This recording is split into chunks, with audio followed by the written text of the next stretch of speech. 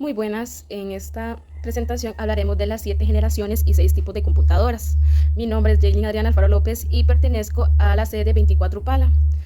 Se mencionará las evoluciones que ha tenido las computadoras, es decir, de la primera generación hasta la última. En este caso se empieza la primera generación, que es de 1946 a 1958, por lo que se fabricaban con tubos de vacío. Otra característica era que eran sumamente grandes, a tal punto de usar una habitación especialmente para ellas en refrigeración, ¿verdad? Usaban lenguaje de máquina y su uso era en cálculos científicos o militares, por lo que era en la época de la guerra, ¿verdad? Otra característica que era, no todas las personas podían comprarla porque era muy grande y tenía un costo muy, pero muy elevado. Se mencionará la segunda generación, que empieza de 1959 a 1963. Se caracteriza, ¿verdad?, porque reemplazaron los tubos de vacío por los transistores. Eso conlleva a que redujeran el tamaño de las computadoras y fueran más rápidas que las anteriores y tenían una capacidad de almacenamiento más grande, ¿verdad?, que los de la primera generación. Otra característica es que tenían un lenguaje de programación que se llama COBOL y la otra era Fortran. También tienen una característica que eran más pequeñas en tamaño y de costo que las anteriores, ¿verdad? Además, su uso fue en aplicación científica y comercialización. La tercera generación empieza en 1964 a 1971, la implementación de los circuitos integrados en las computadoras. Esto conllevaba a que eran muchísimo más pequeñas. Otra característica era la entrada por periféricos, teclado, monitor, y esto tenía una mayor velocidad, ¿verdad? El lenguaje de programación era BASIC, o sea, cualquiera podía adaptarse a ese lenguaje, podían utilizarlo, por lo que no era tan complicado, ¿verdad? Permitiendo flexibilizar el almacenamiento y los modelos se estandarizaran, siendo así que las computadoras ganaran fiabilidad y flexibilidad. Su uso era en los gobiernos, en las empresas y universidades. Para la cuarta generación empieza de 1971 a 1981. En este caso se usaron microprocesadores. Esto conllevaba a que almacenara más la información, más rápida, más eficiente, y se puede observar que la computadora era muchísimo más pequeña, o sea que venía la pantalla, el monitor y el teclado.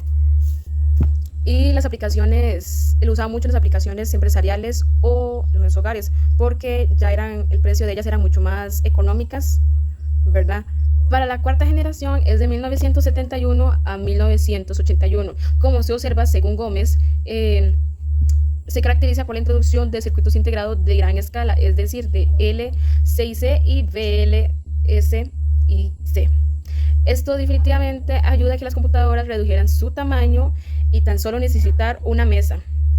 Otra característica de suma importancia es la estandarización de las computadoras personalizadas, que la mayoría de personas lo pudieran obtener, veniendo así el interfaz gráfico que fuera fácil de usar.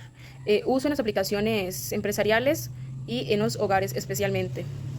La quinta generación empieza en 1983 y termina en 1999.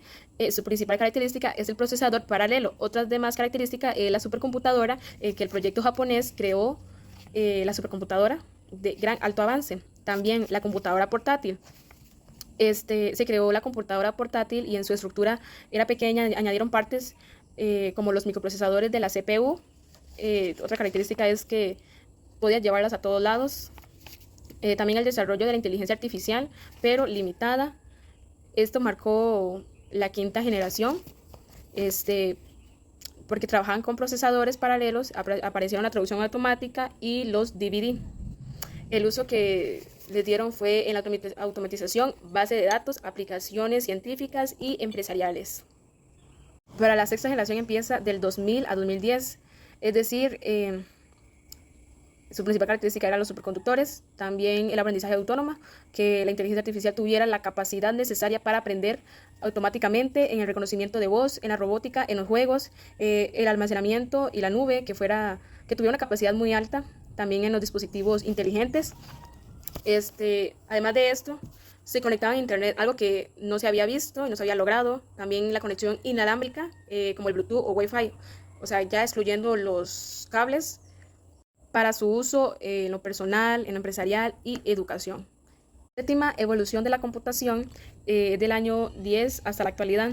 El desarrollo que ha tenido es impresionante porque se observa que ha mejorado la visualización y el sonido de la calidad, es decir, imagen y sonido de HD 4K. También el tipo de la pantalla. Antes eran monitores de rayos catódicos y comenzaron a ser reemplazados por las pantallas del tipo LCD. Para esta generación se caracteriza por el futuro de la computación cuántica, ya que llevan años intentando desarrollar la computación cuántica, empresas como Google, Microsoft, Intel, ¿verdad? Y también los celulares, que son sumamente importantes e indispensables en el uso del día a día. Alta densidad en el almacenamiento, que llega a los 50 gigas y más. Entonces, la intensidad de 4 pulgadas en los celulares, también el uso de la IA, que es mucho más avanzado que anteriormente. También se utiliza en realidad virtual, análisis de datos, automatización global. Esto serían las evoluciones que ha tenido las computadoras. O sea, se observa que la primera computadora era muy grande a comparado a estas, que cada vez son más pequeñas, que son más delgadas, que no ocupan mucho cables, que ahora todo es inalámbrico y una capacidad demasiado alta. En el sonido, en las imágenes, en la cámara. Ahora hablaremos de los 6 tipos de computadoras según tecnología y uso. Computadoras personales, también tiene otro nombre como microcomputadoras. Su primera fue en 1975 con potencia y capacidad de personalización, hace de efectuar muchas tareas a la vez. Tiene una memoria RAM de 4 GB, posee procesadores entre uno o varios núcleos con disco duro. Lo usa mucho en universidades, escuelas, oficinas, además de la programación, diseño y videojuegos. La computadora portátil se caracteriza en la primera porque son pantallas integradas con teclado y touch-up. Se trata de computadoras sumamente livianas de pantalla 15 y peso de 2.2 kilogramos. La primera fue en 1981. Posee menos potencia que la computadora personal, pero aún así sirve mucho para ir de viajes y hacer tareas. Lo usa mucho la educación, los profesionales, trabajos remotos, etcétera, porque son muy económicas. Está la mainframe, también conocida como macrocomputadoras, gracias a sistemas por el procesamiento masivo de datos. La primera fue en 1951, se usa en bancos, aerolíneas, universidades, gobiernos e industrias. También se caracteriza, ¿verdad?, por el tamaño, que también es bastante grande, almacena demasiada información. También está la supercomputadora, que son una máquina de alto rendimiento para investigación, especialmente científica. La primera fue en 1960.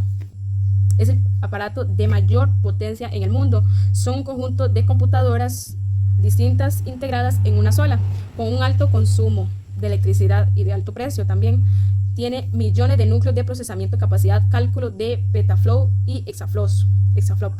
Uso en predicciones, meteorología, científica, biónica, nanotecnología, biotecnología, etc. También están las minicomputadoras, ofrece potencias de procesamiento moderados en un tamaño compacto, diseñada para servir a múltiples usuarios simultáneamente.